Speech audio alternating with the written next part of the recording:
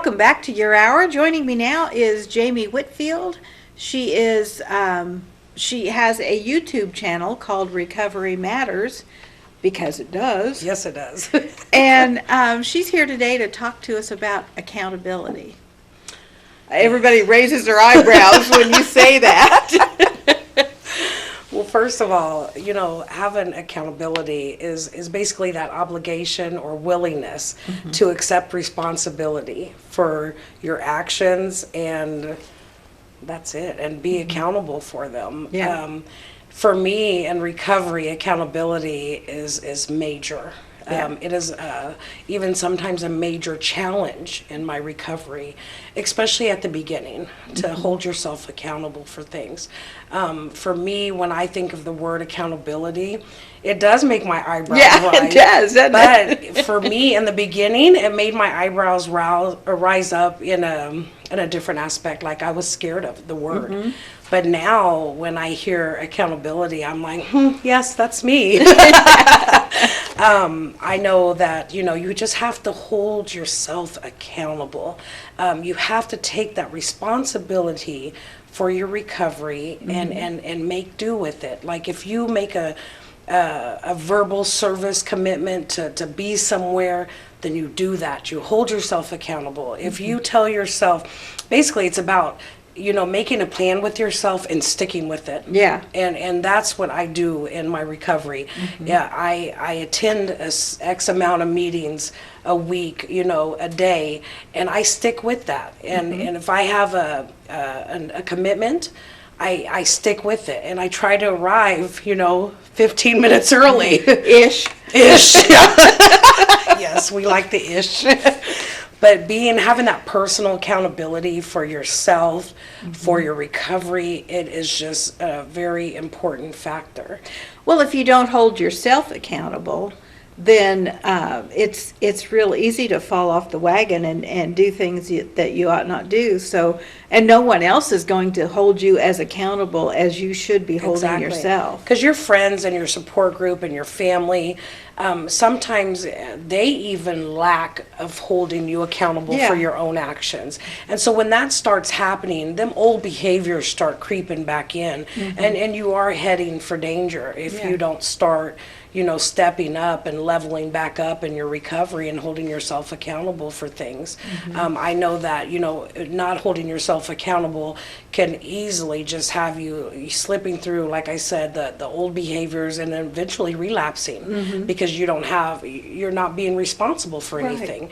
And I have learned in my recovery that my recovery has to be my first priority. And I have to take charge and treat it like it's my job. It's a responsibility. It is my job to stay clean every day and be responsible for my actions that come along with that, good or bad. If I have some bad behavior showing up, be accountable, Jay. Own it, own it, and move forward. And then if there's some old behaviors, I would only hope that my sponsor or my support group, somebody would say something to me. So, because sometimes we start slipping so much that we don't even see things happening right before our eyes because we're just either used to it or we're ignoring it. Yeah.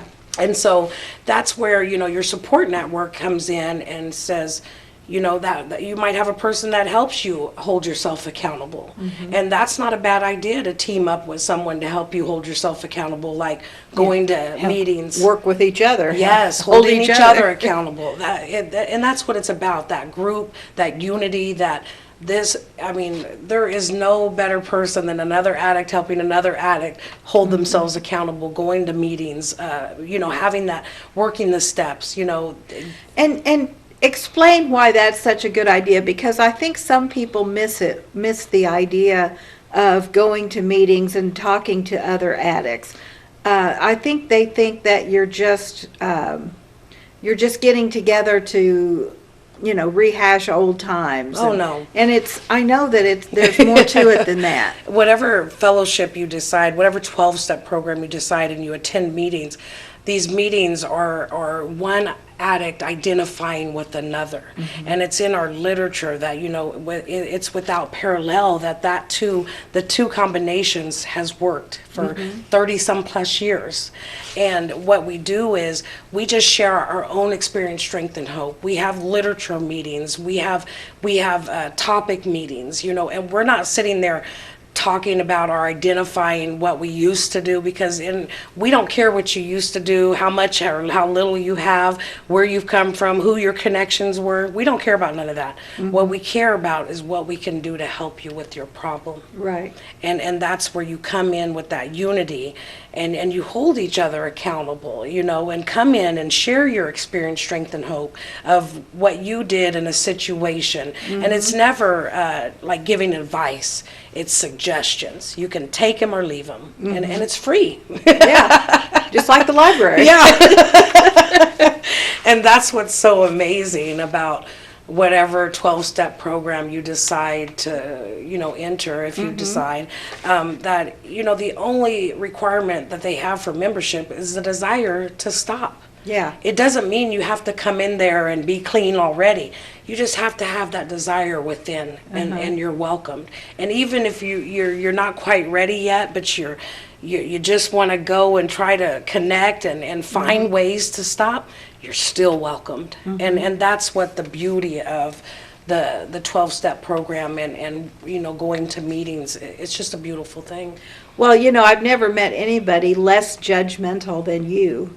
And I like that about you, because, when you talk about people that come to the meetings, or that should come to the meetings and don't, but they still reach out to you, you don't sit in judgment on people. You'll say, well, I guess she's just not ready. Right. But you're there for her when she is. Right. And that's what's been given to me in the program of my choosing is that love.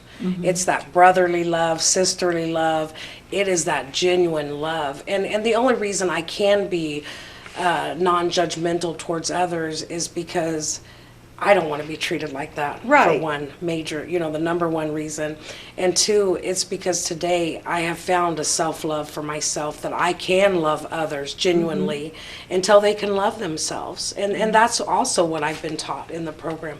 You love everyone until they can love themselves, because you never know when that could be you walking in them doors or sitting in front of Zoom, and you're not able to have that self-love for yourself, and you want to give up, but you have a group of people that you can identify with that love you genuinely. Very cool. Well, Jamie, it's always a pleasure having you here. Thank you for having me. Thanks for joining us.